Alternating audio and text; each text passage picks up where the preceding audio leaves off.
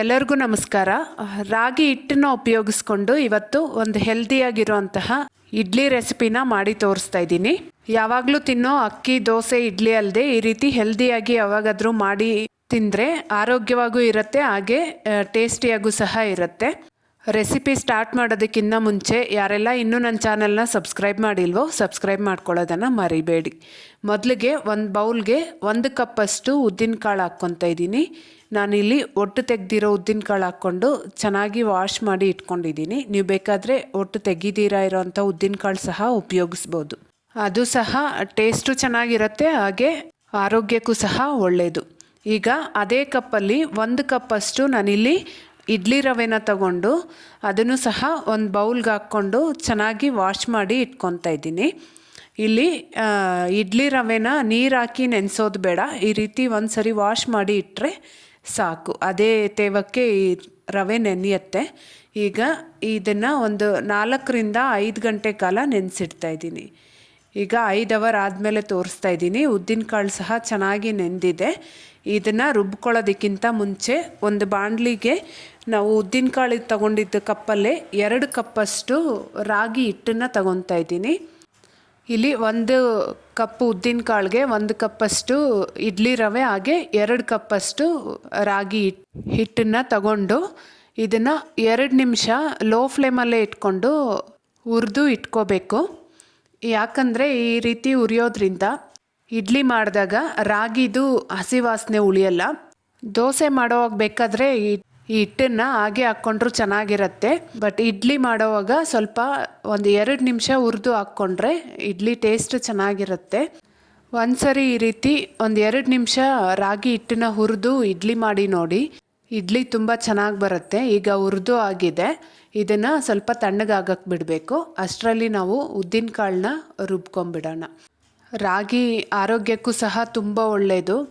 Weight loss ಮಾಡ್ಕೊಳ್ಳೋರಿಗೆ, diabetic ಪೇಷಂಟ್ಸ್ಗೆ ಇದು ಒಂದು ಒಳ್ಳೆ ರೆಸಿಪಿ ಅಂತಲೇ ಹೇಳ್ಬೋದು. ಒಂದು ಮಿಕ್ಸರ್ ಜಾರ್ಗೆ ಉದ್ದಿನಕಾಳನ್ನ ಹಾಕ್ಕೊಂಡು ರುಬ್ಬೋದಕ್ಕೆ ಬೇಕಾಗಿರೋಷ್ಟು ನೀರು ಹಾಕ್ಕೊಂಡು ಇದನ್ನು ನುಣ್ಣಗೆ ರುಬ್ಕೋಬೇಕು. ನೋಡಿ, ಈ ರೀತಿ ಪ್ಲಫಿಯಾಗಿ ಬಂದರೆ ಇಡ್ಲಿ ತುಂಬ ಚೆನ್ನಾಗಿ ಉಬ್ಬಿ ಬರುತ್ತೆ. ಸಾಮಾನ್ಯವಾಗಿ ನಾವು ತಿನ್ನೋ ಊಟ ಹೆಲ್ದಿಯಾಗಿರೋದ್ರ ಜೊತೆಗೆ ಟೇಸ್ಟಿಯಾಗೂ ತಿನ್ನಬೇಕು ಅಂತ ಎಲ್ಲರಿಗೂ ಅನಿಸುತ್ತಲ್ಲ. ನನಗಂತೂ ಹಾಗೇ, ನಿಮಗೂ ಹಂಗೇನಾ ಅಂತ ಕಮೆಂಟ್ ಮಾಡಿ ತಿಳಿಸಿ. ಈಗ ನಾನು ವಾಶ್ ಮಾಡಿ ಇಟ್ಕೊಂಡಿದ್ದ ರವೆನೂ ಸಹ ಈ ಪಾತ್ರೆಗೆ ಹಾಕ್ಕೊತಾ ಇದ್ದೀನಿ. ರವೆನ ಈ ರೀತಿ ಮೊದಲೇ ನೆನೆಸಿ ಹಾಕೋದ್ರಿಂದ ಇಡ್ಲಿ ತುಂಬ ಸಾಫ್ಟಾಗಿ ಬರುತ್ತೆ. ಹಾಗೆ ಹುರಿದಿಟ್ಟಿದ್ದ ರಾಗಿ ಹಿಟ್ಟು ಸಹ ತಣ್ಣಗಾಗಿದೆ, ಅದನ್ನು ಸಹ ಪಾತ್ರೆಗೆ ಹಾಕ್ಕೊಂಡು ಒಂದು ಸರಿ ಚೆನ್ನಾಗಿ ಕೈಯಲ್ಲೇ ಮಿಕ್ಸ್ ಮಾಡ್ಕೋಬೇಕು. ಇಲ್ಲಿ ಇಡ್ಲಿ ಹಿಟ್ಟಿನ ಹದ ನೋಡಿಕೊಂಡು ನೀರು ಎಷ್ಟು ಬೇಕೋ ಅಷ್ಟು ಹಾಕ್ಕೊಂಡು ಚೆನ್ನಾಗಿ ಮಿಕ್ಸ್ ಮಾಡಿ ಇಟ್ಕೋಬೇಕು. ನೋಡಿ, ಈ ಹದದಲ್ಲಿ ಇಡ್ಲಿ ಹಿಟ್ಟನ್ನು ರೆಡಿ ಮಾಡಿಕೊಂಡು ಇದನ್ನು ನೈಟೆಲ್ಲ ಫರ್ಮೆಂಟ್ ಆಗೋದಕ್ಕೆ ಬಿಡಬೇಕು. ನೋಡಿ, ಈಗ ನಾನು ಇದನ್ನು ಬೆಳಗ್ಗೆ ತೋರಿಸ್ತಾ ಇದ್ದೀನಿ. ಹಿಟ್ಟು ತುಂಬ ಚೆನ್ನಾಗಿ ಹುದುಗ್ ಬಂದಿದೆ. ಈಗ ಈ ಹಿಟ್ಟನ್ನು ಚೆನ್ನಾಗಿ ಒಂದು ಸರಿ ಮಿಕ್ಸ್ ಮಾಡ್ಕೋಬೇಕು. ಈ ಹಿಟ್ಟನ್ನು ಚೆನ್ನಾಗಿ ಮಿಕ್ಸ್ ಮಾಡೋದ್ರಿಂದ ಇಡ್ಲಿ ಚೆನ್ನಾಗಿ ಉಬ್ಬಿ ಬರುತ್ತೆ.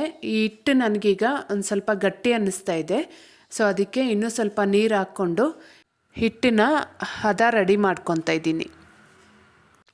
ಈಗ ಇದಕ್ಕೆ ರುಚಿಗೆ ಬೇಕಾಗಿರೋಷ್ಟು ಉಪ್ಪು ಸಹ ಹಾಕ್ಕೊಂಡು ಚೆನ್ನಾಗಿ ಒಂದು ಸರಿ ಮಿಕ್ಸ್ ಮಾಡಿಕೊಂಡು ಇಡ್ಲಿ ಪ್ಲೇಟ್ಗೆ ಸ್ವಲ್ಪ ಎಣ್ಣೆ ಹಾಕ್ಕೊಂಡು ಗ್ರೀಸ್ ಮಾಡ್ಕೊಂಡ್ಮೇಲೆ ಅದಕ್ಕೆ ಒಂದು 3/4 ಭಾಗದಷ್ಟು ಇಡ್ಲಿ ಹಿಟ್ಟನ್ನು ಹಾಕ್ಕೊತಾ ಇದ್ದೀನಿ. ಈ ರೀತಿ ಒಂದು ಸರಿ ರಾಗಿ ಹಿಟ್ಟು ಹಾಗೆ ಇಡ್ಲಿ ರವೆ ಕಾಂಬಿನೇಷನಲ್ಲಿ ಇಡ್ಲಿ ಮಾಡಿ ನೋಡಿ, ತುಂಬ ಚೆನ್ನಾಗಿ ಬರುತ್ತೆ. ಪದೇ ಪದೇ ಮಾಡ್ತೀರಾ, ಅಷ್ಟು ಎಕ್ಸಲೆಂಟಾಗಿ ಬರುತ್ತೆ ಸಹ.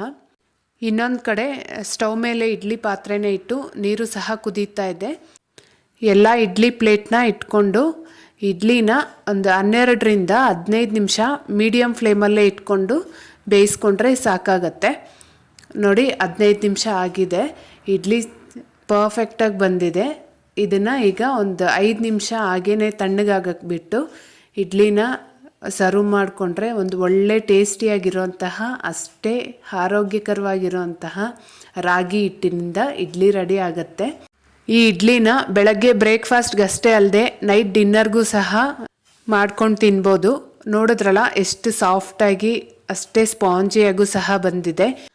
ನಾನಿವತ್ತು ಕಡಲೆ ಬೀಜದ ಚಟ್ನಿ ಜೊತೆ ಈ ಇಡ್ಲಿನ ಸರ್ವ್ ಮಾಡಿದ್ದೆ. ತುಂಬ ಚೆನ್ನಾಗಿತ್ತು. ಖಂಡಿತ ವಿಡಿಯೋ ಇಷ್ಟ ಆಗಿರುತ್ತೆ ಅಂದ್ಕೊತೀನಿ.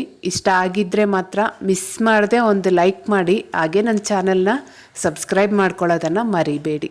Thank you.